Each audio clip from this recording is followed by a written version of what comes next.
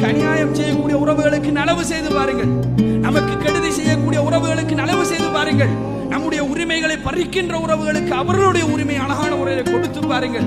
அவர்கள் பறிக்க பறிக்க நீங்கள் கொடுக்க கொடுக்க ஒரு நாள் வரும், நீங்கள் மரணித்து ஜனாசாவாக இருக்கின்ற ஒரு சந்தர்ப்பம் வரைக்கும் அவர்கள் உங்களை துண்டித்துக் கொண்டே இருக்க நீங்கள் அவரை சேர்ந்திருந்தால் அந்த ஜனாசாவுக்கு முன்னுக்கு வந்து நின்று கொண்டாவது தலை குனிந்து நான் எவ்வளவோ கெடுதிகள் செய்திருந்தும் அவன் எனக்கு நலவைத்தானே செய்தான் என்கின்ற அந்த குமுறலோடு உங்களுக்காக ஒரு பிரார்த்தனை செய்வானே, அந்த உறவு செய்கின்ற பிரார்த்தனையாவது கடைசியாக கிடைக்கும் என்பதை சொல்வார்கள்.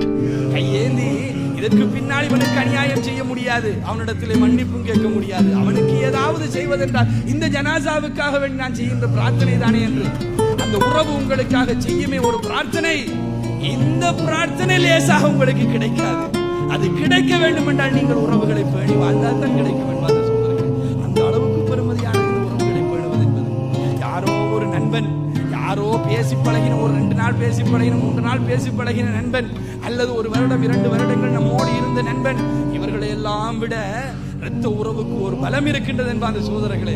அதற்கென்று ஒரு வரலாறு இருக்கின்றது, அதற்கென்று ஒரு உணர்வு இருக்கின்றது.